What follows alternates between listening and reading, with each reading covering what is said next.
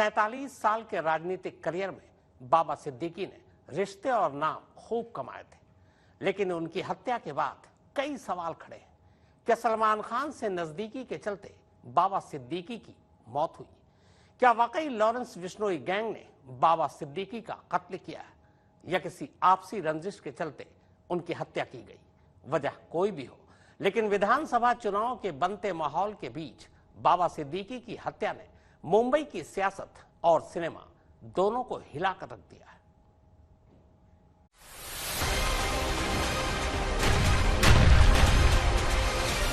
गाड़ी में बैठे थे, जा रहे थे और तभी ये लोग आए और इन्होंने अंधाधुंध फायरिंग शुरू कर दी।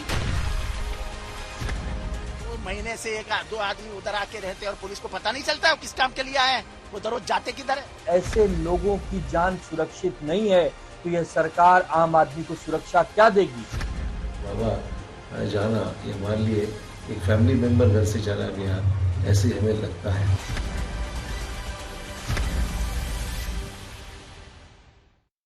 आदरणीय बाबा सिद्दीकी साहब, जोरदार तालियों के साथ उनका स्वागत होना चाहिए। सियासत में सबसे दोस्ती, सिनेमा में सबके यार,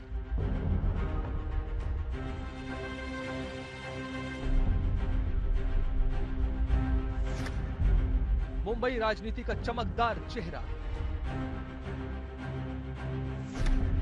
मुंबई की पार्टियों में सेलिब्रिटी जैसा स्टेटस,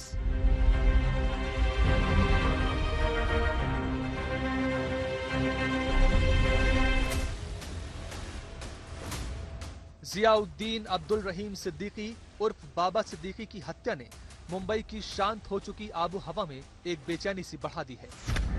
बाबा सिद्दीकी की हत्या से पहले सिनेमा के सुपरस्टार सलमान खान के घर पर फायरिंग, एक के बाद एक वारदातों ने ये सवाल उठाए हैं कि क्या मुंबई में अंडरवर्ल्ड का खौफ फिर लौट रहा है?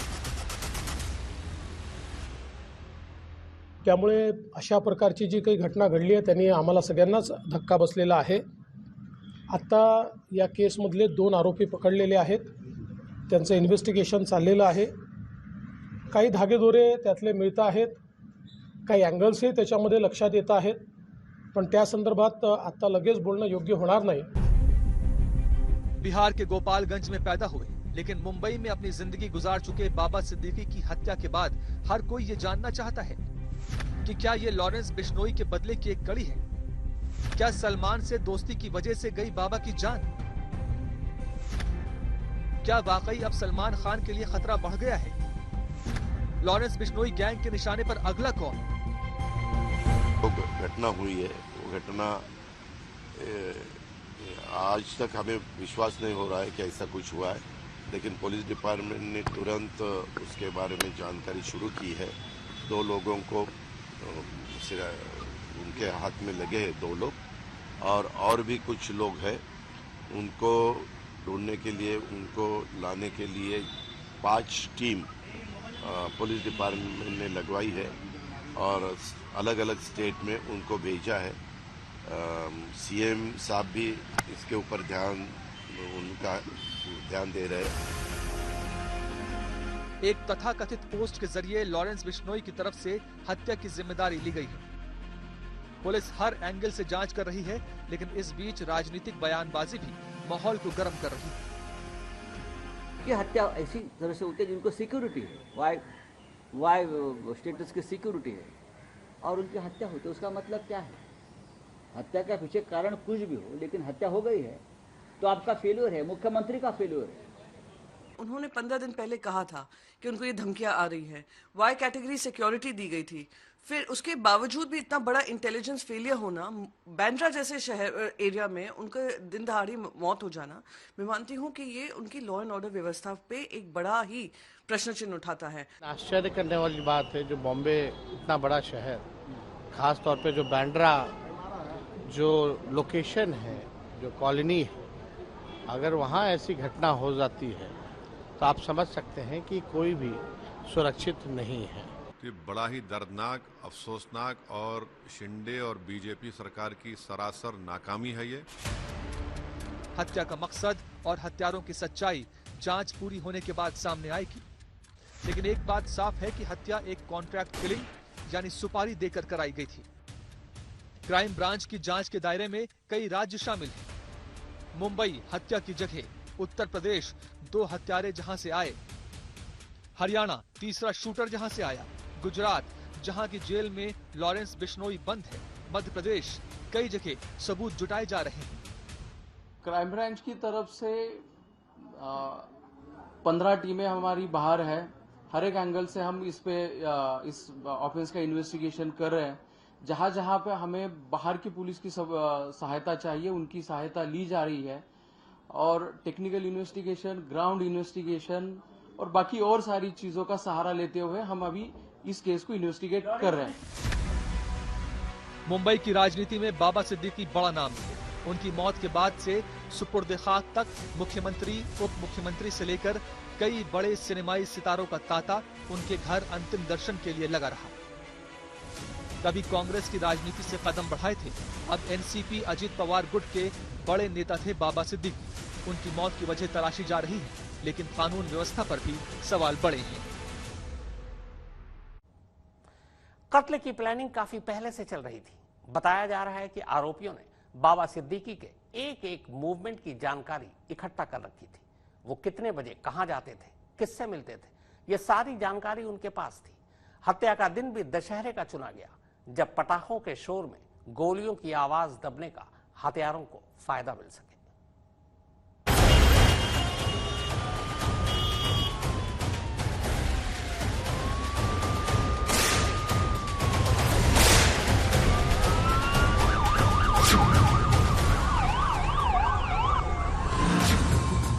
चार हमलावर, पटाखों की आवाज का शोर, 9.9 mm की एडवांस्ड पिस्टल। ये तीनों बातें अपने आप में बताने के लिए काफी है कि शनिवार की रात को बाबा सिद्दीकी की हत्या की लंबी चौड़ी प्लानिंग की गई थी।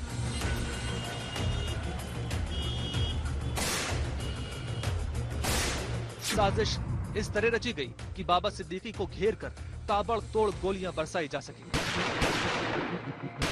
और वारदात को अंजाम देने के बाद आसानी से मौके से फरार हुआ जा सके।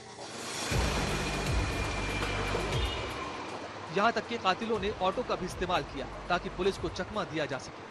बाबा सिद्दीकी बांद्रा के खेरवाड़ी सिग्नल के पास शनिवार रात करीब 9:30 बजे अपने बेटे और विधायक जीशान सिद्दीकी के ऑफिस से बाहर निकले थे। तभी एक ऑटो से शूटर आए और उन पर फायरिंग शुरू कर दी। चारों ने मुंह पर रूमाल बांधा हुआ था। उन्होंने 2 बंदूकों से 6 राउंड फायरिंग की। इनमें बाबा सिद्दीकी को 3 गोलियां लगी, 2 गोलियां पेट में और 1 सीने पर लगी। 2 गोलियां बाबा की कार पर भी लगी। बाबा के साथ मौजूद शख्स के पैर में भी 1 गोली लगी। जिस जगह ये घटना घटी, हम इस वक्त वहीं पर हैं। यहीं पर बाबा सिद्दीकी शाम को अपने ऑफिस से निकलकर अपनी गाड़ी में बैठकर जा रहे थे, तभी अज्ञात हमलावर आए और उन्होंने अंधाधुंध गोलियां बरसाना शुरू कर दी, जिसमें बाबा सिद्दीकी की मौत हो गई। फिलहाल यहाँ पर आप देख सकते हैं जो पुलिस की टीम है वो जांच कर रही है। 6 राउंड्स यहाँ पर साफ तौर पर देखे जा सकते हैं कि जिन पर निशान लगाया गया है। 6 गोलियों के शेल्स जो हैं वो अभी भी आपको साफ तौर पर दृश्यों में देख सकते हैं। किस तरीके से गोलियां चलाई आप देख सकते हैं। कितना दर्दनाक और बड़ा यह हादसा होगा। इतना ही नहीं, जिन 2 लोगों को पुलिस ने डिटेन किया था उनमें से एक के पास 2 भरी हुई मैगजीन भी पुलिस को मिली है। यानी कि हमलावर पूरी तैयारी में आए थे। ये सोचा समझा हमला था, प्री प्लानिंग की गई थी। जाहिर तौर पर इस जगह की रेकी भी की गई होगी और जिसके बाद इस हमले को जो अंजाम दिया गया। पुलिस से फिलहाल ये जांच अब मुंबई क्राइम ब्रांच के पास चली गई है और अब क्राइम ब्रांच की टीम जो है इस पूरे मामले की जांच करेगी। बाबा सिद्दीकी को सिक्योरिटी मिली हुई थी सिर्फ इसलिए क्योंकि वो पूर्व मंत्री थे।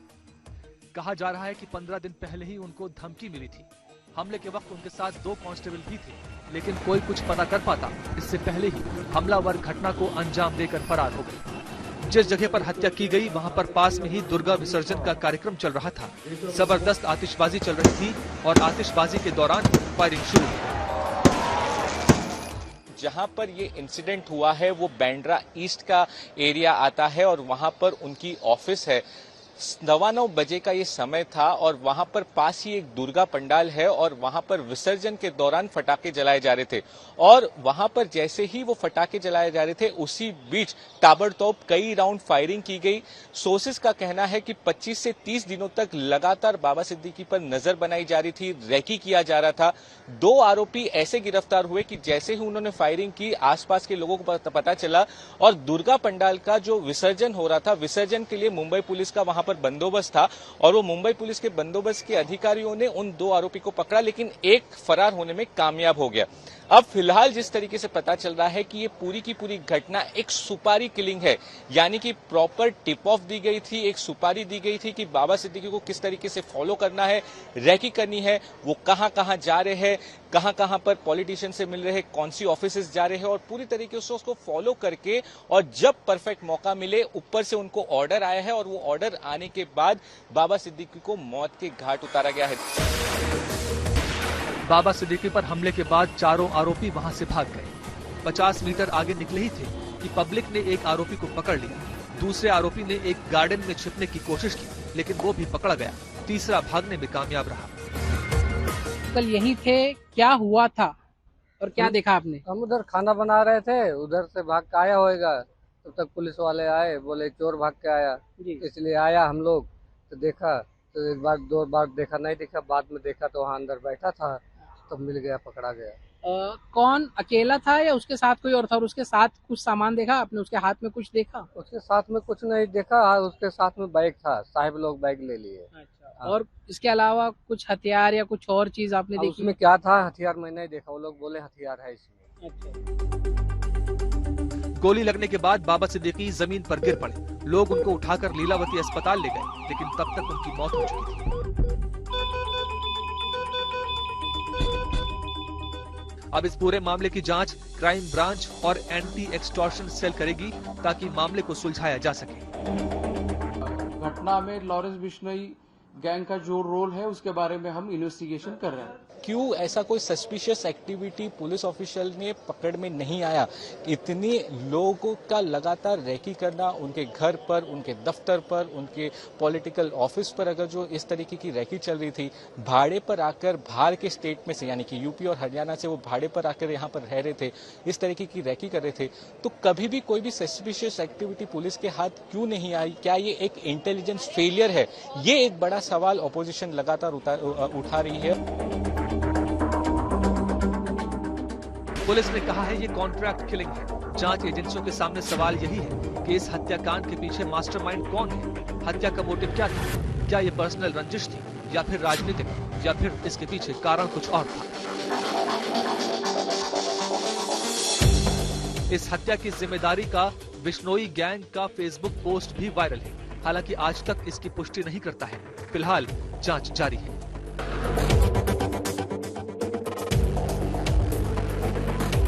मुंबई पुलिस ने शुरुआती जांच में बताया है कि यह कॉन्ट्रैक्ट किलिंग का मामला हो सकता है। 2 आरोपियों को गिरफ्तार किया जा चुका है, जबकि बाकी 2 फरार हैं।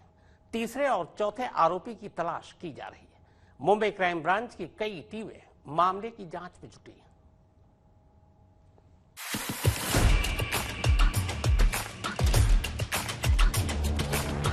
धर्मराज कश्यप उत्तर प्रदेश गिरफ्तार। गुरमेल सिंह हरियाणा गिरफ्तार। शिव कुमार उत्तर प्रदेश फरार। यासीन अख्तर मुंबई फरार। माना यह जा रहा है कि शिव कुमार को ही बाबा सिद्दीकी की हत्या की सुपारी सौंपी गई थी। शिव कुमार और धर्मराज का कोई पुराना क्रिमिनल रिकॉर्ड नहीं है, जबकि गुरमेल पुराना हत्यारा है। गुरमेल ने अपने भाई के दोस्त की 52 बार सुआ घोंप कर हत्या की थी, जिसके बाद वो जेल गया और वहीं लॉरेंस गैंग के संपर्क में आया। बेदखल कर रखा जी मन तो चाहे मेरे दौरा तो मना 10-11 साल बेदखल कराई ना कुछ नहीं होंदी बात होंदी न कुछ होंदी ठीक न तुम्हार ना कदे नहीं आंदा ओ मरता मर रहे मां मुस्ता मर रहे। शिव कुमार बहराइच से 5-6 साल पहले पुणे आ गया था और स्क्रैप व्यापारी के यहाँ काम करता था, लेकिन धीरे धीरे इसके हाव भाव भी बिगड़ने लगे थे। कैसा लड़का था, क्योंकि उसका तो नाम शूटर के तौर पर आ रहा है? अब मुझे नहीं पता, अरे का नाम ले सुबह पता चला था। हाँ, मैं काम में बिजी थी तो सब बात कर रहे थे, तो उसे मैं भी सुना था जय का नाम मर्डर हुआ है। तब मेरे साथ मेरे भतीज भी है साथ में ही, तो और का नाम वो भाग चुका है। ऐसा था क्या वो इस तरीके का? नहीं, यहाँ पर तो अरे का नाम टेंट के काम करता था और का नाम यार घूमता फिरता था, खाता था, आराम से रहता था। यहाँ पर कोई झगड़ा नहीं था। अब वहाँ जाने के बाद क्या हुआ क्या मुझे नहीं पता। इसी मोहल्ले के दोनों लड़के हैं, धर्मराज भी इसी मोहल्ले का, इसी गांव का है। हाँ है, साथ में सात संगी मैयन ऐसे हुआ है, उसके साथ बिगड़ चुका है वो बहुत। बिगड़ गया बेटा आपका इस शूटिंग में गोली चलाने में है, आपको पता चला? हमको भैया नहीं पता चला। हमका यही पता है कि पूना गए हैं, भंगार के काम करत रहा है, होलिन के 8 दिन बाद में है, और हमको कुछ पता नहीं चला। तो पहले से कभी कोई उस पर कोई मामला किसी तरह? यहाँ कोई मामला नहीं हुआ भैया, न हमारा बात मानी जाए, गाँव टोलम कोई से पूछ लीन जाए। यहाँ कोई के न दोस्त दुश्मनी कोई के नहीं रहा है, न हमका विश्वास रहा कि यू कांट में यू हुई। ये किस तरीके का इनका इतिहास भूगोल आप लोगों ने देखा? इनका परिवार काफ़ी गरीब है और इन लोग मजदूरी करके मछली बेच के काम चलाते हैं। शिवा भी सबसे घर का बड़ा लड़का है अपना, वो 2-3 साल से मुंबई रहता था। बाकी जो धर्मराज 2 महीने पहले गया यहाँ से, और हमने रात में देखा, न्यूज़ में देखा, प्रशासन से पता लगा कि पहचानिए कौन लोग हैं, तो हमारे गांव के निकले। हम लोग काफ़ी चिंतित हैं इस कारण को लेकर कि हमारे गांव के लोग इसमें शामिल होने की बात की जा रही है, और मेरा ये है कि जब जांच हो तो क्लियर हो जाएगा कि इसमें शामिल है कि नहीं है। महज 2 महीने पहले तक ये यहीं था? जी, 2 महीने के बाद पहले यहाँ से गया है। उसके पहले कभी नहीं गया? कभी नहीं गया, यहीं पे मजदूरी करते थे। और उसका जो शिवा का तो कह रहे हैं कोई होली के वक्त गया है क्या? होली अप्रैल में गया था। उसके पहले का उसका इतिहास नहीं? उसके पहले भी जाता था। ये कहा जा रहा है कि शिव कुमार को हत्या का कॉन्ट्रैक्ट दिया गया और इसी समय उसकी मुलाकात गुरमेल सिंह से कराई गई थी। धर्मराज को शिव कुमार ने कुछ दिन पहले ही पुणे बुला लिया था। माना जा रहा है कि लोकल शूटर यासीन अख्तर को भी इसमें शामिल कर लिया गया था और हत्या की फुल प्रूफ प्लानिंग बनाई गई।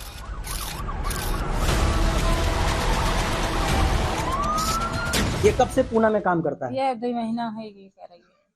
तो 2 महीने से आपको पता है कि ये वहाँ क्या करता था? हमका नहीं पता, हमरे फोन उन करत नहीं, नाम रेटी साहब मोबाइल है, हम काहे से उनसे बात करी ना बाप। आपको कैसे पता चला कि ये जो घटना हुई? ये घटना हुई सवेरे पुलिस आई, पूछ जांच करे लाग, तब पूछे लाग, तब हम बताएं कि हमारा लड़का है तो ना वही है, तब वो लिखिन पढ़िन बताइन, तब हम जान पावा साहब हम कहा जानी ना मोबाइल चलाए कोई ना जान पाए। शिवा को आपका लड़का ही ले गया? ना, हाँ उन्हीं ले।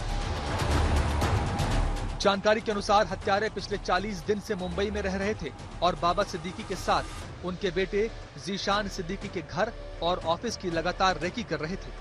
बीती रात ऑटो में हत्यारे आए और अपने ऑफिस के बाहर पटाखे चला रहे बाबा पर गोलियां बरसात। बाबा की हत्या के बाद हत्यारे भागे, लेकिन पुलिस ने 2 लोगों को पकड़ लिया। तीसरा मुख्य आरोपी शिव कुमार फरार होने में कामयाब रहा। लॉरेंस बिश्नोई की तरफ से पोस्ट आने के बाद पुलिस पोस्ट लिखने वाले शुभम लोणकर के घर भी गई, लेकिन वहां ताला लगा मिला। शुभम का पुराना क्रिमिनल रिकॉर्ड है और पुलिस उससे अवैध हथियार बरामद कर चुकी है। जो पूछताछ की गई है उसमें उन दोनों ने ही लॉरेंस बिश्नोई गैंग से संपर्क होने का दावा किया है और आगे की पूछताछ अभी भी चल रही है। पुलिस टीम उन्हें इंटेरोगेट कर रही है। जो वरिष्ठ पुलिस ऑफिसर है मुंबई क्राइम ब्रांच के, जिनसे हमने बातचीत की है, उनका कहना है कि अभी तक दोनों के कुछ भी क्रिमिनल एक्टिविटी के बारे में पता नहीं चला है। पिछली कोई भी क्रिमिनल एक्टिविटी के बारे में कोई जानकारी नहीं है। लॉरेंस बिश्नोई गैंग के दावे के बावजूद पुलिस को इसमें दाऊद की डी कंपनी का हाथ होने का भी सुराग मिला है। एक एप्लीकेशन आई थी, एक कोई हाफिज करके था, वो बॉम्बे बेस्ड था लेकिन दुबई रहता था। वो उसने एप्लीकेशन दी थी कि साहब मेरे 20 करोड़ रुपए बाबा सिद्दीकी नहीं दे रहे हैं और मांगते हैं तो जान से मारने की धमकी देते हैं, और आज मैं लखनऊ आया हुआ था, मुझे यहाँ भी जान से मारने की धमकी दी गई थी। मैंने शिकायत की थी, मैंने कहा इसका स्टेटस चेक किया जाए, भाई ये 20 करोड़ की बात कर रहा है, ये इस काबिल है भी कि नहीं। तो बाद में मालूम पड़ा कि उसका कोई स्टेटस नहीं है, उसने कोई पैसा वैसा उसका नहीं है, वो डी कंपनी का पैसा है। और कोई बॉम्बे की एक प्रॉपर्टी थी, बड़ी प्रॉपर्टी थी, उस प्रॉपर्टी का एक समझौता कराया गया था जिसमें से 20 करोड़ रुपए कंपनी को जाने थे। कंपनी मतलब डी कंपनी। एक बस्ती की पुनर्वास योजना को लेकर भी 15 दिन पहले बाबा सिद्दीकी को हत्या की धमकी मिली थी, जिसके बाद उन्हें सुरक्षा प्रदान कराई गई थी। इस धमकी के आधार पर भी पुलिस जांच को आगे बढ़ा रही है।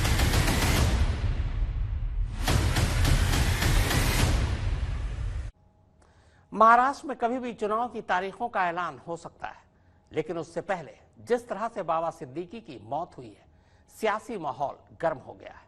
विपक्ष का कहना है कि राज्य में कानून व्यवस्था ध्वस्त हो गई है और सरकार कह रही है कि हमलावरों को पाताल से भी ढूंढ निकालेंगे।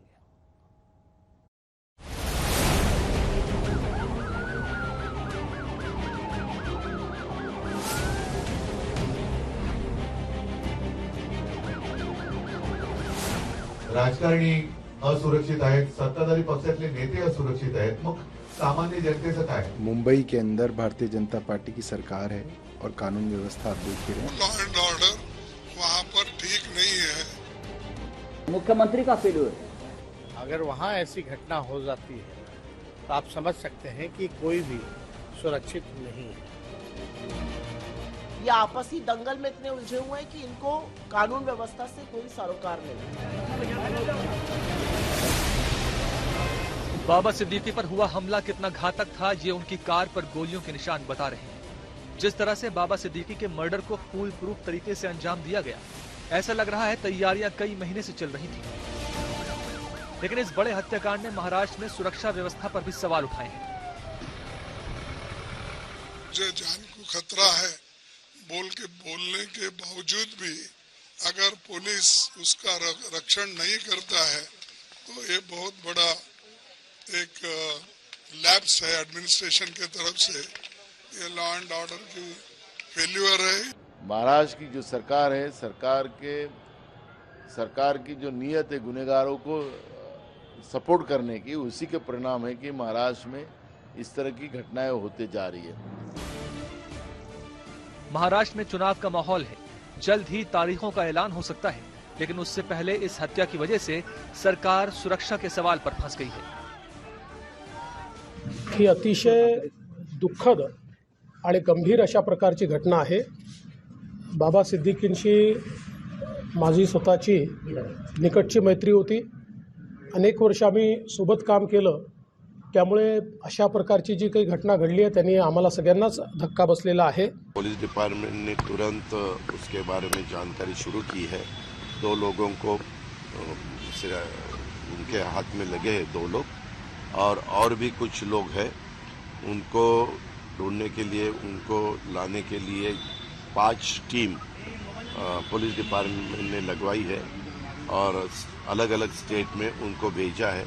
एक्स मिनिस्टर बाबा सिद्दीकी, इन पर जानलेवा हमला हुआ था। दुर्भाग्य से उनमें उनकी मृत्यु हुई है, ऐसी खबर है और ये बहुत ही दुर्भाग्यपूर्ण घटना है।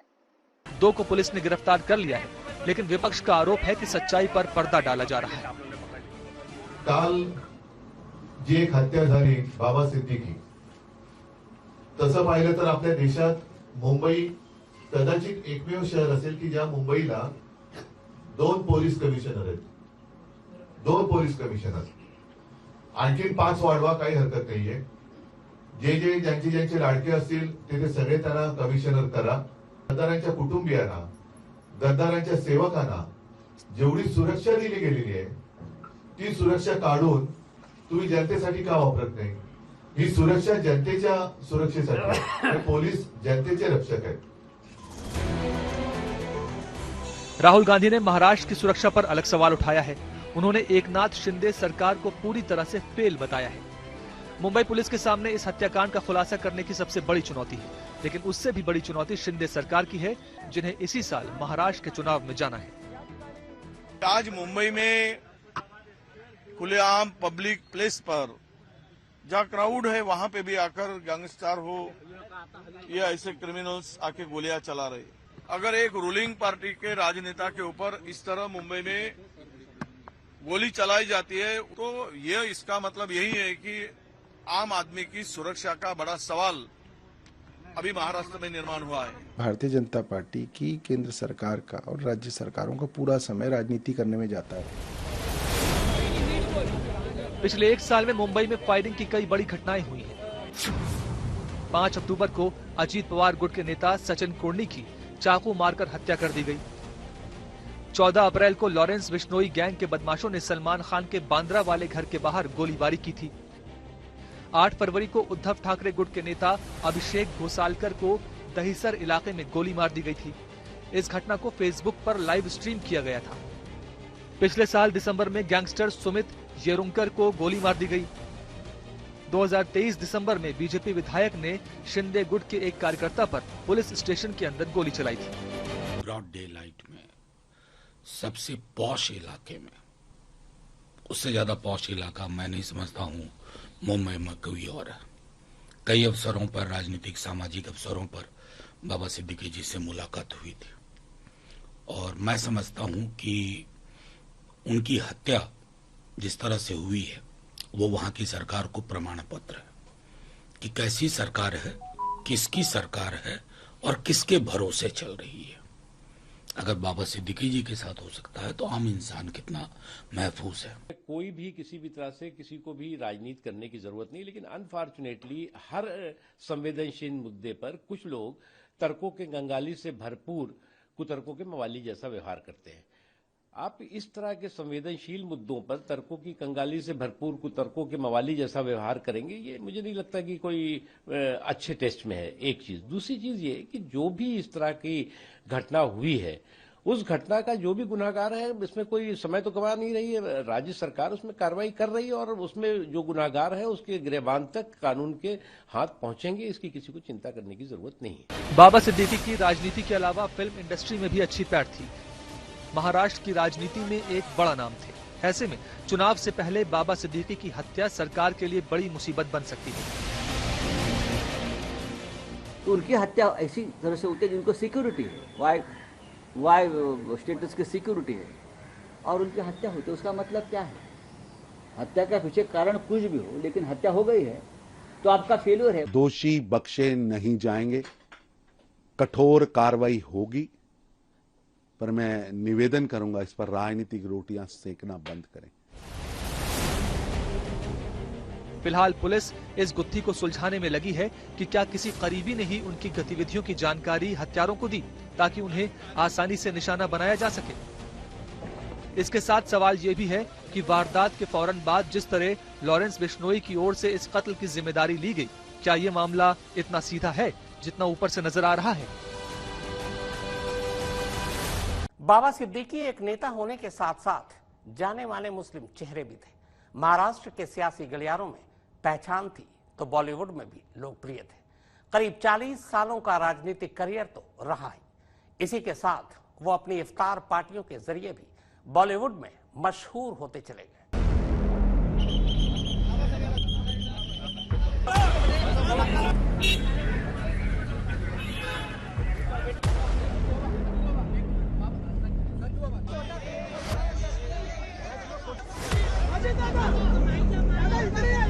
सिनेमा और राजनीति के दिग्गजों की भीड़ इस बात का सबूत है कि बाबा सिद्दीकी दोनों ही क्षेत्रों में लोकप्रिय थे।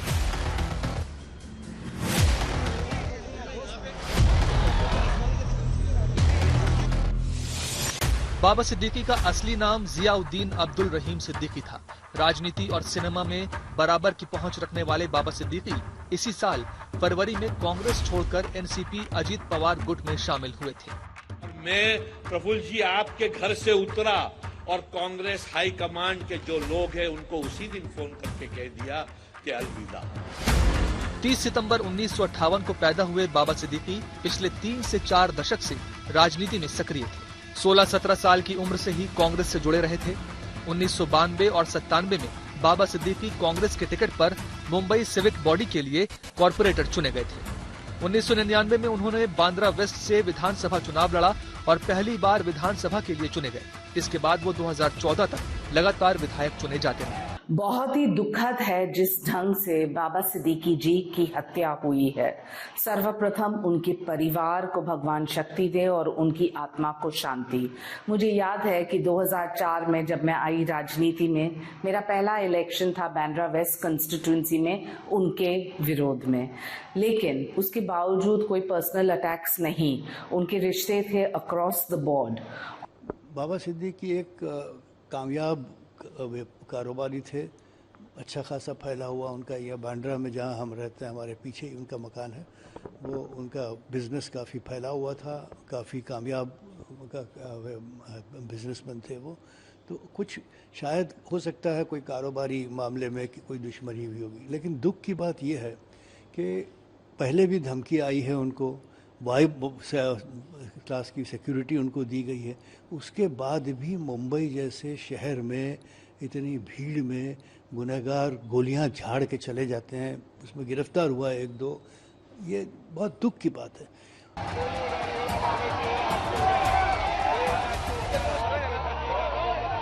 नवंबर 2004 से दिसंबर 2008 तक महाराष्ट्र की विलासराव देशमुख सरकार में वो खाद्य आपूर्ति मंत्री थे। 2014 से बाबा सिद्दीकी मुंबई कांग्रेस कमेटी के उपाध्यक्ष थे। साल 2014 में बाबा सिद्दीकी को बीजेपी के आशीष सेलार ने हरा दिया था।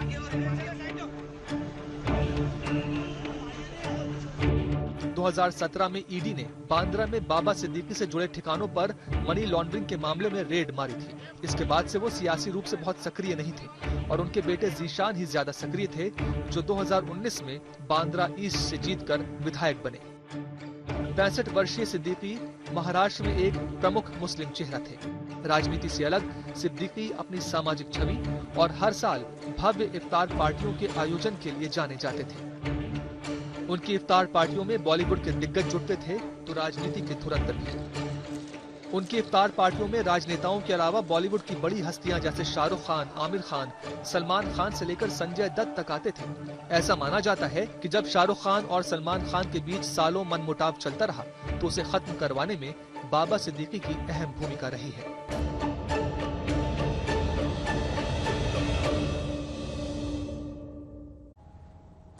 क्या महज सलमान खान से दोस्ती ही बाबा सिद्दीकी की मौत की वजह हो सकती है? क्या कोई सिर्फ इस वजह से बाबा सिद्दीकी का कत्ल कर सकता है क्योंकि वो सलमान खान के बेहद करीब थे? इन सवालों की पुष्टि तो नहीं की जा सकती, लेकिन वारदात के बाद के घटनाक्रम इशारा कर रहे हैं कि इन पहलुओं को नजरअंदाज भी नहीं किया जा सकता।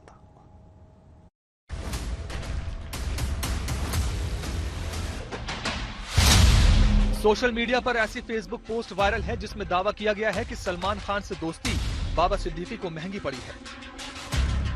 ऐसा दावा किया जा रहा है कि लॉरेंस बिश्नोई गैंग की तरफ से यह पोस्ट की गई है, हालांकि आज तक इसकी पुष्टि नहीं करता है।